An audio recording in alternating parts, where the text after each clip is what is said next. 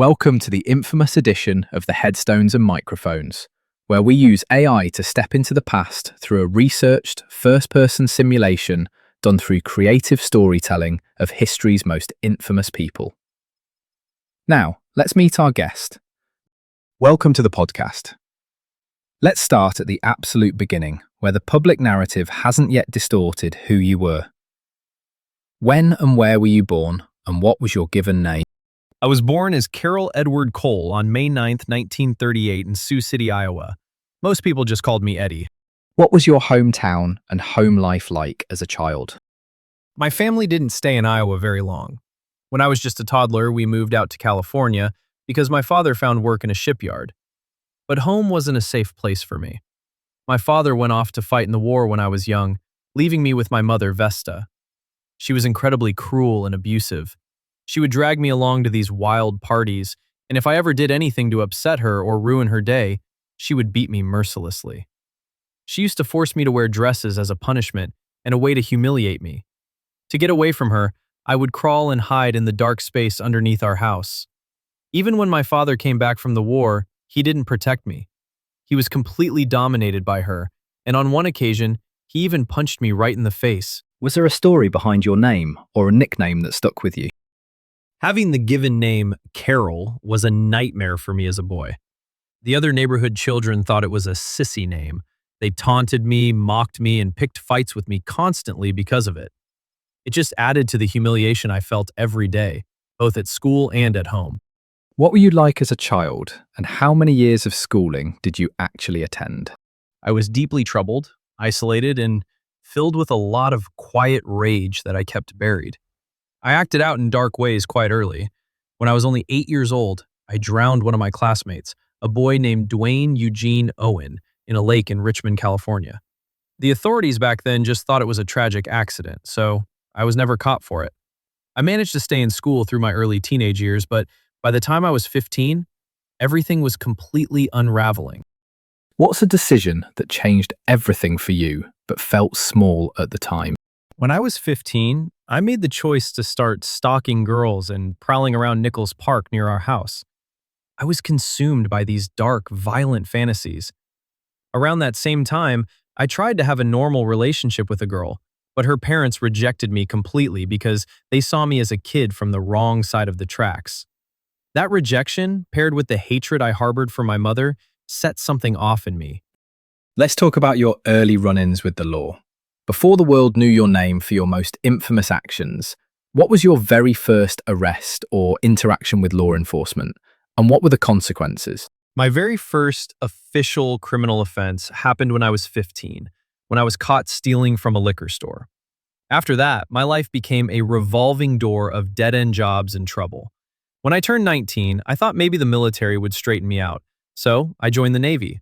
But that didn't last. I ended up stealing weapons and received a bad conduct discharge. From there, the arrests just kept piling up for all sorts of things: drunk driving, theft, arson, and assault. At what moment did you realize your name would never be forgotten? It didn't happen through a sudden national media frenzy during my active years. For a very long time, I moved from state to state completely under the radar. The real moment the world realized who I was occurred in Dallas, Texas, in November of 1980. I was taken into custody near the scene of a murder. The police actually thought the woman had died of natural causes, and they were about to let me walk out the door. But I couldn't keep it inside anymore. I confessed to them right then and there, and that's when the full scope of what I had done broke out to the public. Did fame make you more dangerous, or did it simply expose who you already were? I never had fame while I was committing my crimes. I operated in total obscurity, fueled by alcohol and rage. The notoriety only came after I was locked up and chose to speak. The dangerous reality of who I was had been fully formed in my childhood. When I drank, a switch would flip, and I would target women who I perceived were being unfaithful to their partners or who were heavily drinking. In my twisted mind, they reminded me of my mother, and it felt like I was acting out my hatred for her over and over again. Who do you believe betrayed you first? A person, society, or your own instincts? It started with my mother. Her abuse and the things she forced me to witness completely broke me before I ever even had a chance to grow up. But later on, it was my own mind and my severe alcoholism that betrayed me. I drank heavily to drown out the noise, but the drinking only unleashed the worst, most violent parts of my instincts. What was your most unique habit or a random fact about you that would surprise people? When I was a young man in my 20s, the weight of my thoughts became so heavy that I actually tried to end my own life, twice. Later, during my years of confinement, I turned toward religion and ended up converting to Catholicism before the end of my life. What did the public never understand about the pressure you were under at the time? People looked at me as a monster, but they didn't see the absolute disgust, fear, and sorrow I would feel immediately after the fog of alcohol cleared and I realized what I had done. I was trapped in a horrific cycle driven by an intense, deep-seated psychological hatred that I couldn't control or escape on my own. Did you have any known rivalries that defined your career? I didn't have rivalries with gangs or specific lawmen. My only real adversary was the memory of my mother and the internal war raging inside my own head. What personal battles were you fighting privately while the world was watching?